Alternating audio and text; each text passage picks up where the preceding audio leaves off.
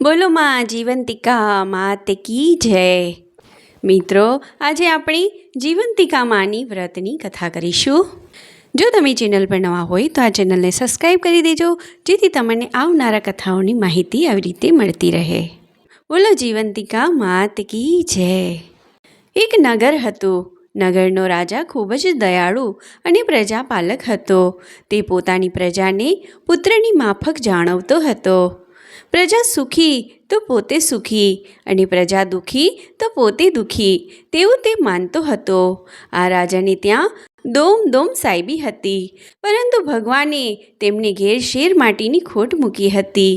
તેથી ચિંતામાં રાજા રાણી બંને સુકાતા હતા। એક વખત રાણી રાજમહેલમાં ઉદાસ મને બેઠા હતા। ત્યાં તેમની દાસી આવી। દાસીએ રાણીને ઉદાસ જોઈ પૂછ્યું કે રાજમાતા, આજે તમે ઉદાસ કેમ બેઠા છો?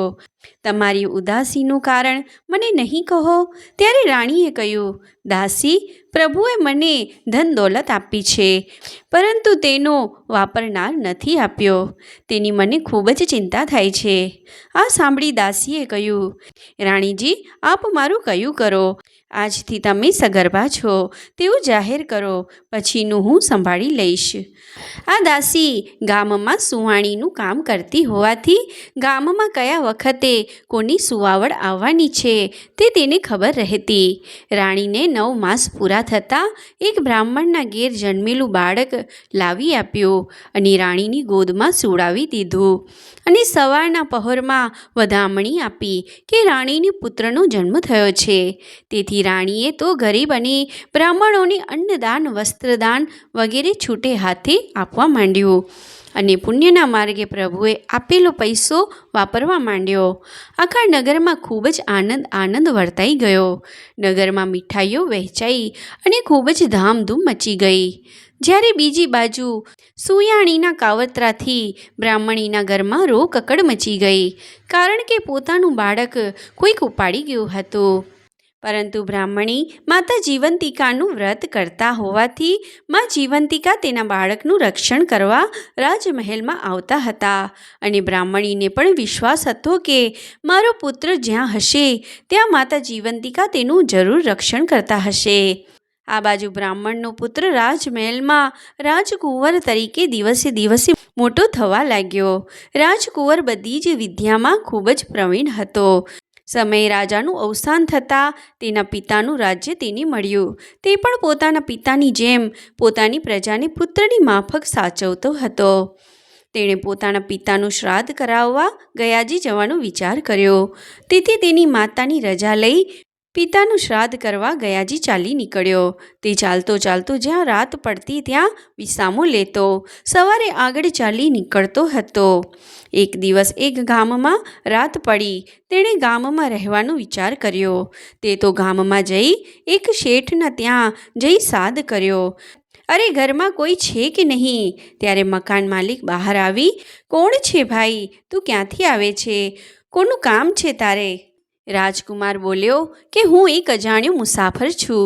રસ્તામાં રાત પડી ગઈ હોવાથી તમારા ગામમાં રાત રહેવાનો વિચાર કર્યો અને તમારા ઘેર આવી સાદ પાડ્યો। આજની રાત મને રહેવા દો તો તમારી મોટી મહેરબાની માનીશ। હું ઉજ્જૈન નગરીથી આવું છું, સવારે ચાલ્યો જઈશ।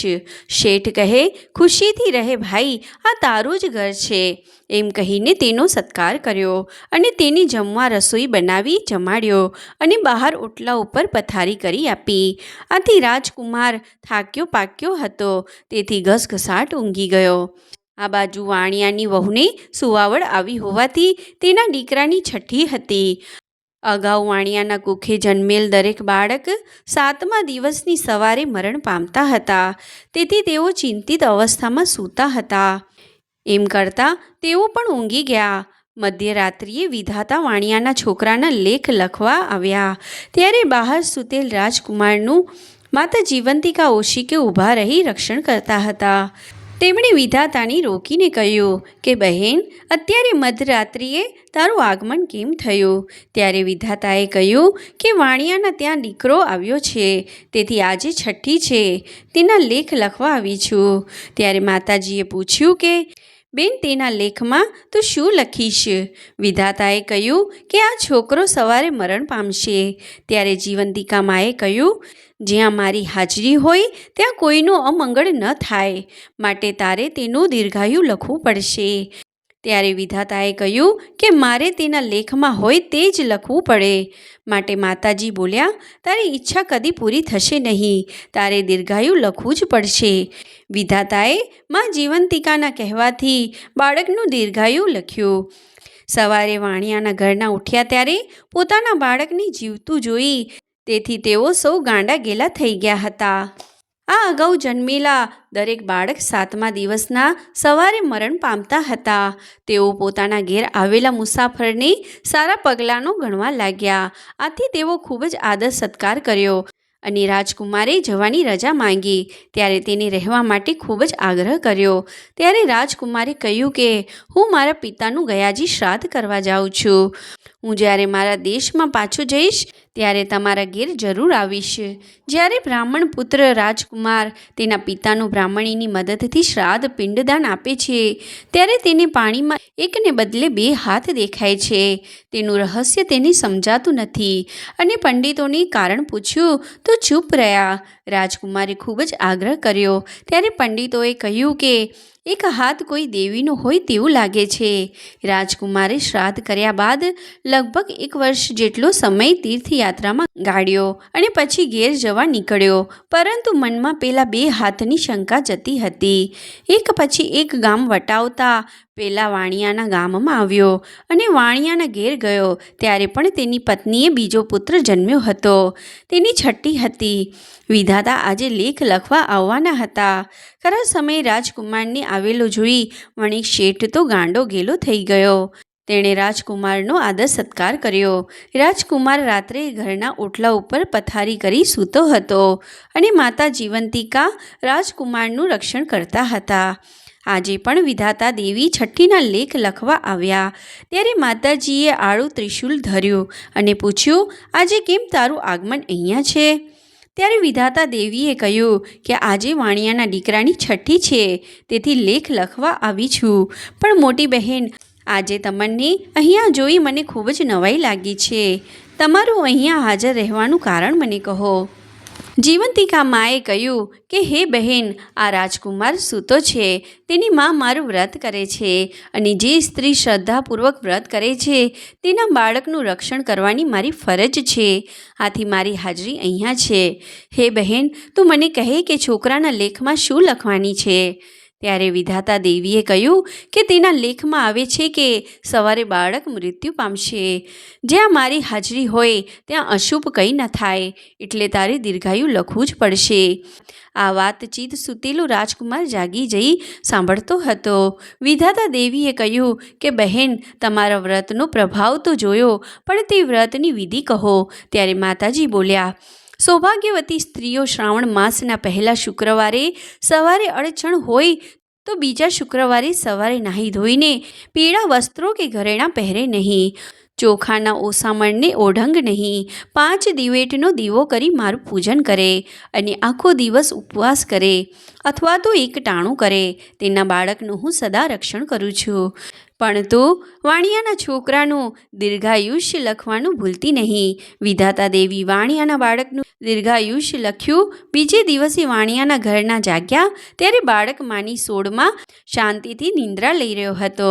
તે જોઈ વણિકના ઘરનાને ખૂબ જ હર્ષ થયો અને મનમાં એવો વિશ્વાસ થયો કે આવેલ મહેમાન સારા પગલાંનો હોવાથી આપણા ઘરમાં અશુભ થતું રહી ગયું અને બાળક જીવતો રહ્યો. સવારે રાજકુમારે જ્યારે પોતાના ઘેર જવાની રજા માંગી ત્યારે વાણિયાએ રોકાઈ જવા ખૂબ આગ્રહ કર્યો, પણ વણિકની રજા લઈ પોતાના નગરમાં જવા રવાના થયો અને સાંજે પોતાના મહેલે આવ્યો. ત્યાં સુધી તેના મનમાં જીવંતિકામાં અને વિધાતા દેવીનો થયેલો વાર્તાલાપ રમતો હતો અને તેથી જ તે મહેલે જઈ તરત પોતાની માતાને પ્રશ્ન પૂછ્યો કે માં, તમે કોઈ વ્રત કરો છો? ત્યારે રાજમાતાએ કહ્યું કે બેટા, હજુ સુધી મેં કોઈ વ્રત કર્યું નથી. રાજકુમારના મનમાં વિચાર આવ્યો કે આ મારી જન્મદાતા માં નથી. તેણે પોતાની જન્મદાતા માં શોધવા એક યુક્તિ રચી. શ્રાવણ માસનો પ્રથમ શુક્રવાર આવતા તેણે આખા નગરમાં ઢંઢેરો પીટાવ્યો કે આજે સાંજે 5 વાગે રાજમહેલમાં જમણવાર હોવાથી દરેક સ્ત્રીઓએ ખાસ પીળા રંગના વસ્ત્રો પહેરીને જમવા આવવું. સાંજે બધા જમવા આવ્યા. રાજકુમાર પ્રવેશ દ્વાર પાસે આરામ ખુરશીમાં બેઠા બેઠા ધ્યાન રાખે છે કે પીળા વસ્ત્રો કોણે નથી પહેર્યા. બધા જમીને જતા રહ્યા, છતાંય પીળા રંગ વગરના કપડાવાળી સ્ત્રી જોવામાં નહીં આવતા. તેઓ ગામમાં સિપાઈ મારફત તપાસ કરાવી કે આજે જે ગામમાંથી જમવા ન આવ્યું હોય તેને લઈ આવો.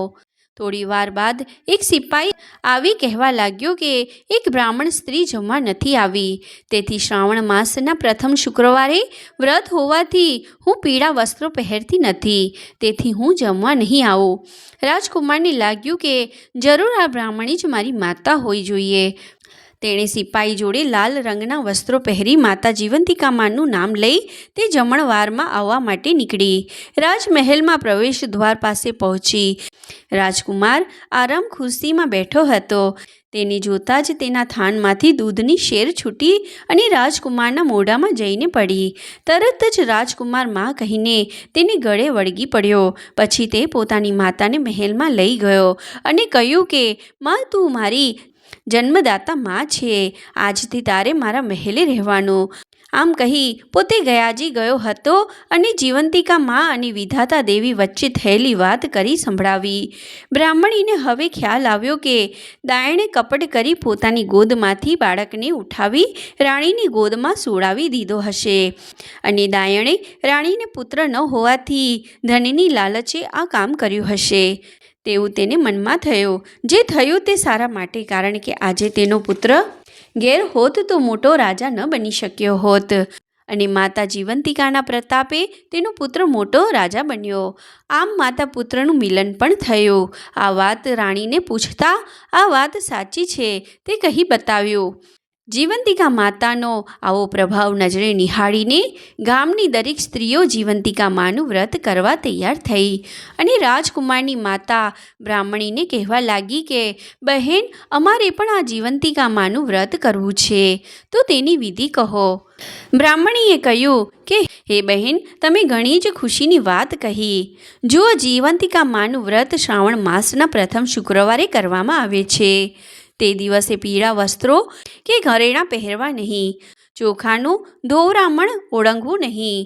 સવારે વહેલા ઉઠી નાહી ધોઈને માતા જીવંતિકાના નામનો 5 દિવેટનો દીવો કરવો, માનું ધ્યાન ધરી અને પૂજન કરવો અને પોતાના બાળકનું રક્ષણ કરવા માટે પ્રાર્થના કરવી. ત્યારબાદ સાકર નાખેલું કંસાર ધરાવી તે ધરાવેલા કંસારનું એક ટાણું ભોજન કરવું. આ વ્રત 9 વર્ષ સુધી શ્રાવણ માસના પ્રથમ શુક્રવારે કરવાથી વધારે ફળ આપે છે. 9 વર્ષ બાદ વ્રતનું ઉજવણું કરવું. સ્ત્રી જો પૂર્ણ શ્રદ્ધાથી જીવંતિકા માનું વ્રત કરે તો માં તેના બાળકનું હંમેશા રક્ષણ કરે છે અને વિખોટા પડેલા પોતાના સંતાનો આપોઆપ મળી આવે છે. મારો પુત્ર પણ મને જીવંતિકામાએ આપોઆપ પાછો મેળવી આપ્યો છે, તે તમે બધા જાણો છો. માટે દરેક બહેનોએ જેટલા બને તેટલા શ્રાવણ માસના શુક્રવારે આ વ્રત કરવા. તમારા સર્વનું કલ્યાણ થશે. ત્યારથી દરેક સ્ત્રીઓ માતા જીવંતિકાનું વ્રત કરવા લાગી.